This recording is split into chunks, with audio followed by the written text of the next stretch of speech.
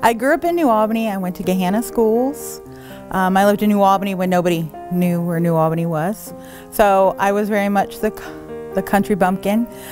I went to school for college for a couple of years and I had to quit, left school to go help the family. I was self-employed and we cleaned movie theaters.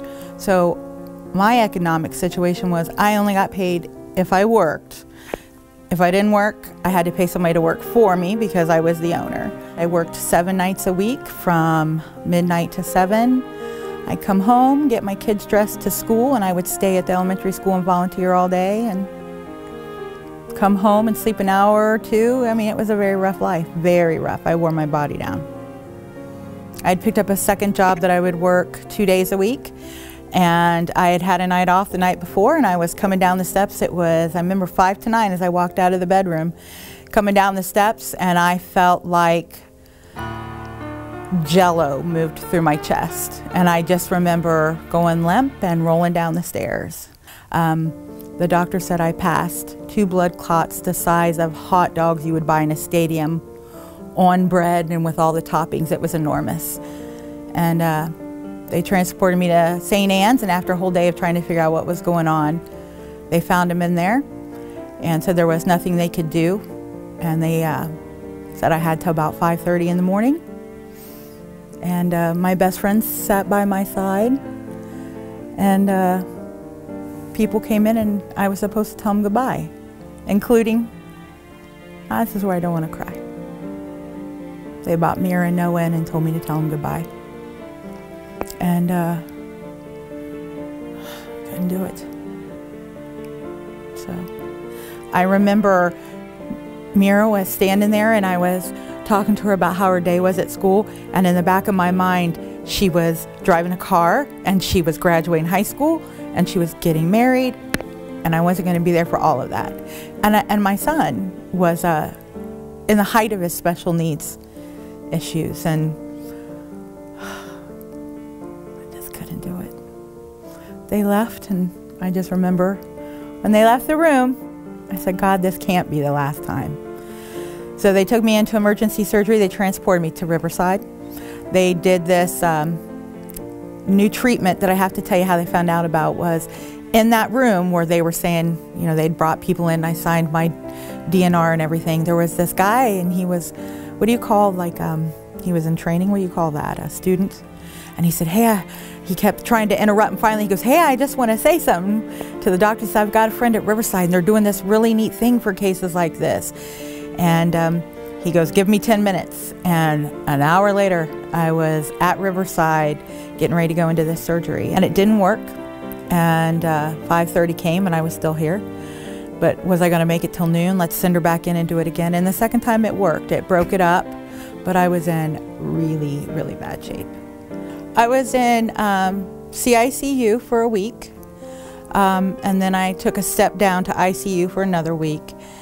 Went to a regular hospital room for about a week and a half, so I was in the hospital almost a total of 4 weeks. The rent got behind. We didn't have a lot of food in the cupboards. I couldn't work. And you know, and even though I was sick, the world keeps going. You still need to do things. And I didn't know what to do.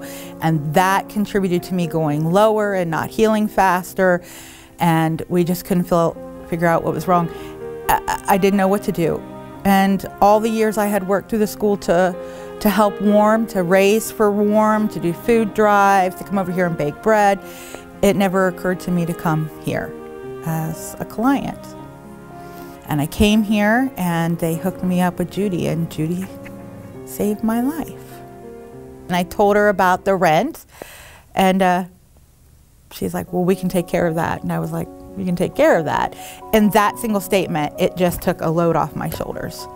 And she prayed with me, and I came out of seeing her. I went in and shopped with these wonderful women. They were so kind. These 2 little older women, because I was the only one back in there. And it wasn't about I had to be humble. It was just still this whole, you can't believe where you're at. And the kindness that day was unreal. It was, I didn't feel as broken when I left. that praying with Judy just really did something for me. I had no one in my life I was praying with. I prayed alone all the time, but praying with somebody, and the relationship we built was so good. And so I started giving more to him, and it was just giving him all this stuff and listening to him. I left Wheeler Cleaning. I met someone. I had never thought I would meet anyone. And I left my job and started a new one. And I started a new life. And I learned to love me. And I hadn't loved me, I hadn't even liked me in a really long time.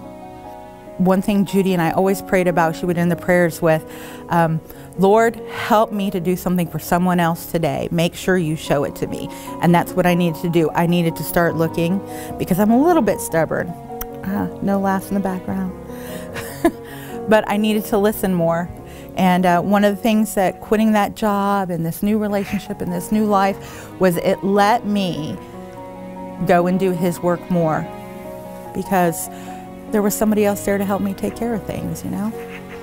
So one of the things we did was we started the Fat Girl Bakery, and tithing through the bakery is a very big thing. If someone comes up and they don't have enough money, we let it go, because they're to come to us. We give our extras to people who need help.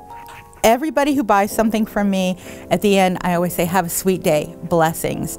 Because I hope that food, and this goes against everything the government wants to tell you about the food structure, I hope they sit down and they enjoy it. I hope when they're sitting on the couch and eating that chocolate cake, they're like, God, I love this, you know, like you call it.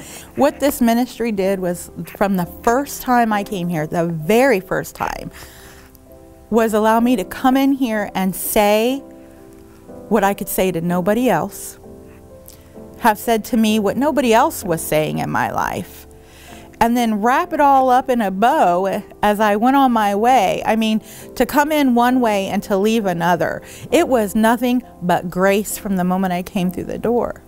And if you find yourself here, be grateful that there's a here for you to come to. I mean, that's amazing. Because at no time was I ever belittled or felt like I was digging myself deeper. Every time I came, I was climbing out of my hole instead of going deeper. And there was so many chances to let that, there's so many ways that could have made me feel like I was going deeper, having to have help, having to have somebody else put food in my fridge, you know, having to have somebody else pay my rent. Thank you, God, there was this group of people to do it. And the way they helped me to do it, they rebuilt me. And I don't even know if they knew how much they rebuilt me. I drive by this building all the time and just say, thank God I know those people.